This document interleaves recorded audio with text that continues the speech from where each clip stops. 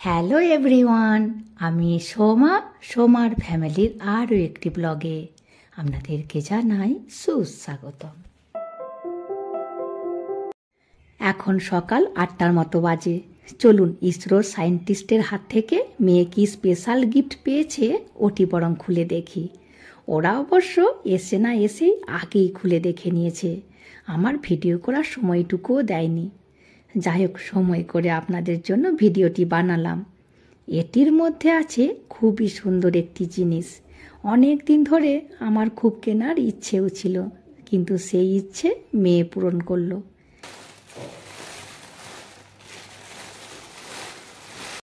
আছে এটির মধ্যে একটি রূপোর থালা। দারুণ সুন্দর না? আর বেশ ভারীও আছে, কমসে কম 500 গ্রাম তো হবেই।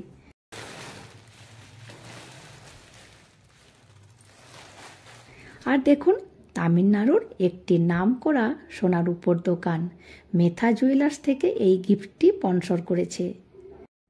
থালাটির পেছনে ছোট ছোট 3টি স্ট্যান্ড করা আছে, আর থালাটার মাঝখানের ডিজাইনটাও ভারী সুন্দর। আর সবচেয়ে বেশি আমার ভালো লেগেছে এই থালাটির সাইডের ডিজাইনটি। দেখুন, দারুণ সুন্দর না? এটি আমার ঠাকুর ঘরে কাজে লেগে যাবে। আর এটি আমি ঠাকুরের জন্য ওই আরতির থালা করব। আমাদের সবারই এই গিফটটি ভীষণ পছন্দ হয়েছে। আপনাদের কেমন লেগেছে প্লিজ কমেন্ট করে জানাবেন। আজকে হাজব্যান্ড মাছ কিনতে গিয়েছিল, মাছ পেল না, তো এই ছোট ছোট কাঁংড়া ছিল, ওগুলি নিয়ে এসেছে। আর এই কাঁংড়াগুলিতে অবশ্য কোনো পয়সা লাগেনি।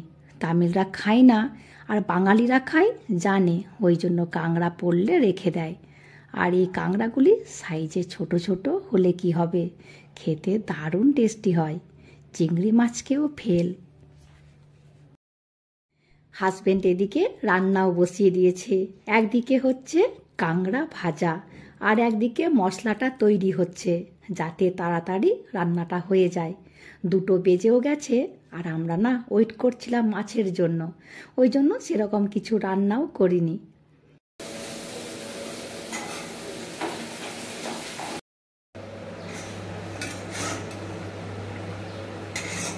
মোটামুটি কাঁংড়াগুলোও দেয়া হয়ে গেছে। এবার মিনিট 5 ঢাকা দিয়ে রেখে দেব, তাহলেই কাঁংড়াগুলো খুব ভালোভাবে সেদ্ধ হয়ে যাবে। আর আজকে ওই একটু রসা রসাই করব, যাতে ভাতে মাখিয়ে খাওয়া যায়। আর আজকে আমি কি রান্না করেছি, ওই ফুলকপির ডাঁটা ছিল, তো ওই ফুলকপির ডাঁটা দিয়ে আলু দিয়ে বেগুন দিয়ে একটি চচ্চড়ি, আর পালং শাকের তরকারি, ওপর থেকে বড়ি ছড়িয়ে দিয়েছি, খেতে দারুণ হয়। আর সেরকম কিছু রান্না করিনি। এদিকে কাঁংড়াও প্রায় হয়ে এসেছে, এবার ওপর থেকে একটু ধনেপাতা ছড়িয়ে দিলেই হয়ে যাবে। একটি কাঁংড়া খেয়ে দেখলাম, যেমন নরমভাবে সেদ্ধ হয়েছে সেরকম ঝাল ঝাল খেতেও হয়েছে, দারুণ। কিন্তু আবারও একটিবার খেজুর গুড়ের রসগোল্লা পেলাম, 20 পিস আছে। এইমাত্র হাজব্যান্ডের বন্ধু ফোন করলো, নিচে একটিবার এসো, মিষ্টি নিয়ে এসেছি। এই বছরে 2 বার পেলাম খেজুর গুড়ের রসগোল্লা, ভাবা যায়। এবার সবাই আসবে, একটি একটি করে নেবে আর চলে যাবে। গতকালকে আর একটিও থাকবে না। তাছাড়া ট্রেনে করে তো 3 দিন ধরে এসেছে, তাড়াতাড়ি খেয়ে নেওয়াই ভালো। দেখুন, গোপালও চলে এসেছে। আর আজকে আমাদের কাজের আক্কা না দেরি করে কাজে এসেছে। দাঁড়ান, আক্কাকেও একটি দিয়ে দিই। আক্কা না খেজুর গুড়ের রসগোল্লা কখনো দেখেনি আর কখনো খায়ও নি, কারণ এখানে তো পাওয়া যায় না। আর যখনই আমাদের বাড়িতে রসগোল্লা আসে তখনই আক্কাকে দিই, তো আক্কার এখন খেয়ে খেয়ে অভ্যাস হয়ে গেছে।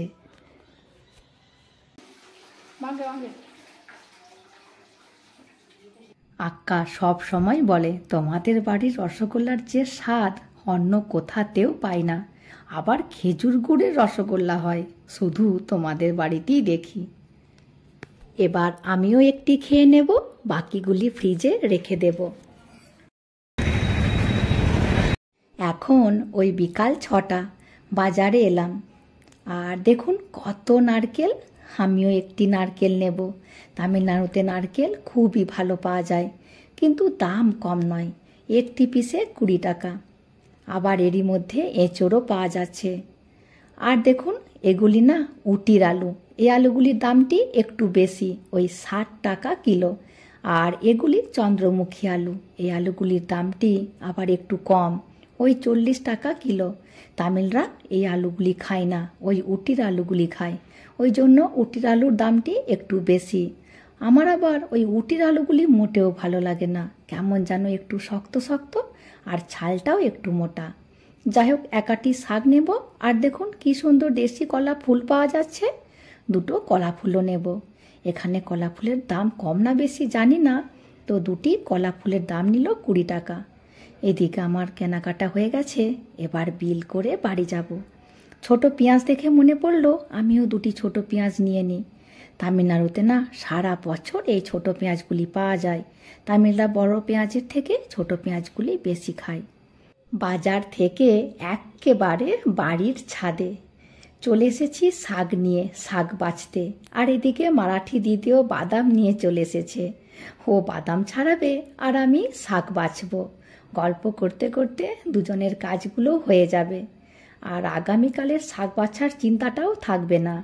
আমি শাক না বেছে কখনো ফ্রিজে রাখি না, আর শাকগুলি যদি বেছে ফ্রিজে রাখা যায় তো 5 দিন পর্যন্ত শাকগুলি খুব ভালো থাকে।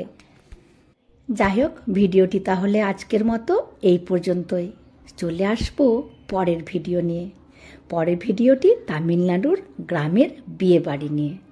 ভিডিওটি তাহলে আজকের মতো এখানেই শেষ করছি, চলে আসবো পরের ভিডিওতে। হাসি খুশি থাকবেন, সবাইকে হাসি খুশি রাখবেন। আর যদি ভিডিওটি ভালো লাগে please like, comment and share করে দেবেন, আর অতি অবশ্যই সাবস্ক্রাইব করে দেবেন। ভিডিওটি দেখার জন্য অনেক অনেক ধন্যবাদ।